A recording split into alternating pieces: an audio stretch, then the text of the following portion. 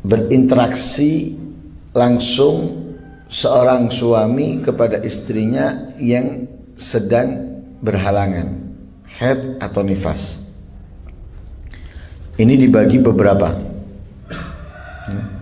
karena di dalam fikih itu ada memakai ibarah mubasyarah, ada memakai ibarah al-istimta. Kalau dalam Safinah ibarahnya adalah antara yang diharamkan bagi perempuan yang haid yaitu al-istimta bima baina surah war rukbah. Nah, al-istimta ini sekalipun tidak dukhul,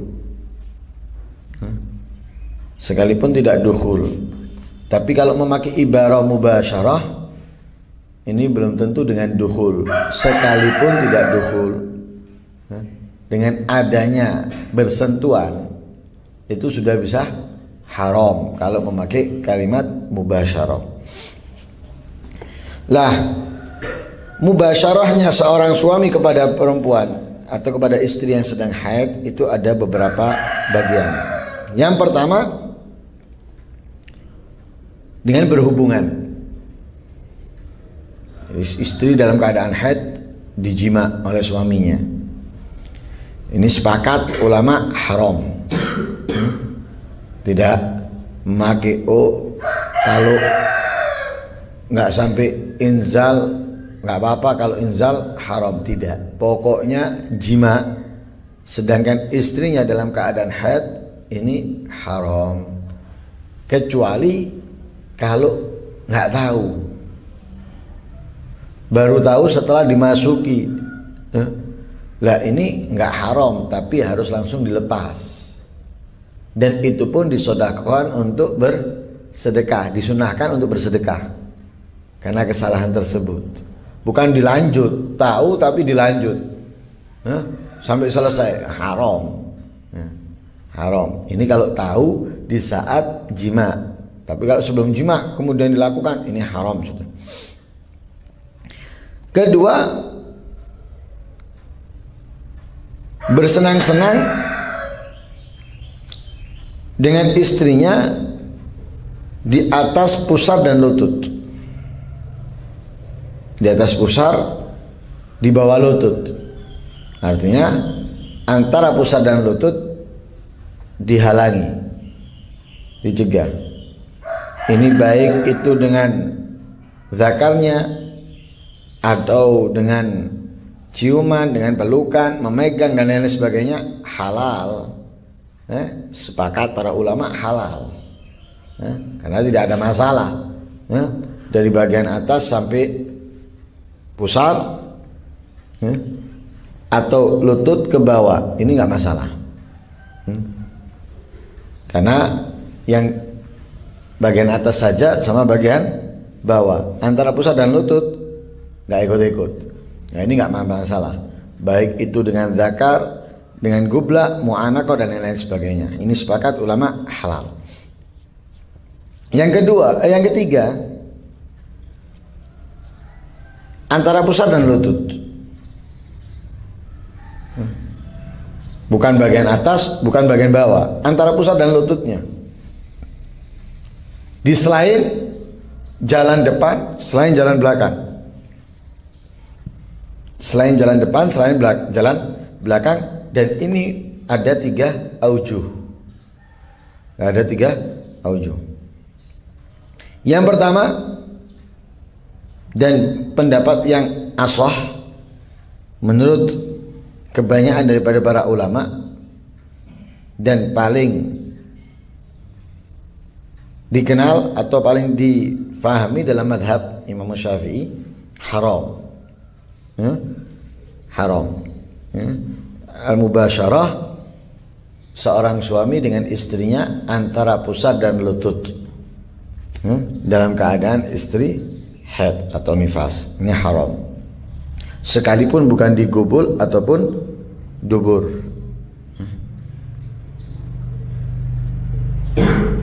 Yang kedua, tidak haram tapi sangat makruh.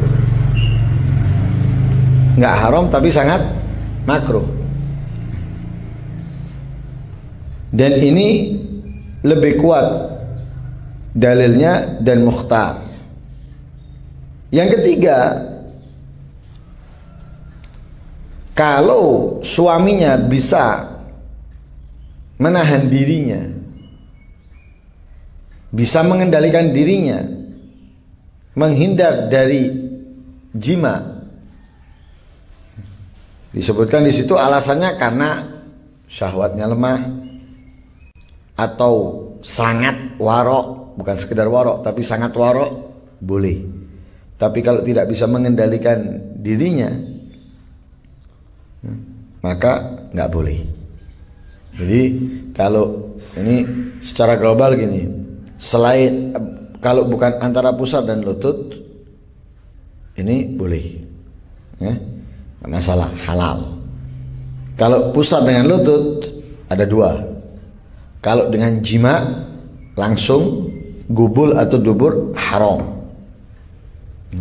Tapi kalau selain gubul dan dubur ada tiga pembahasannya: haram, makruh, karoha, tanzih.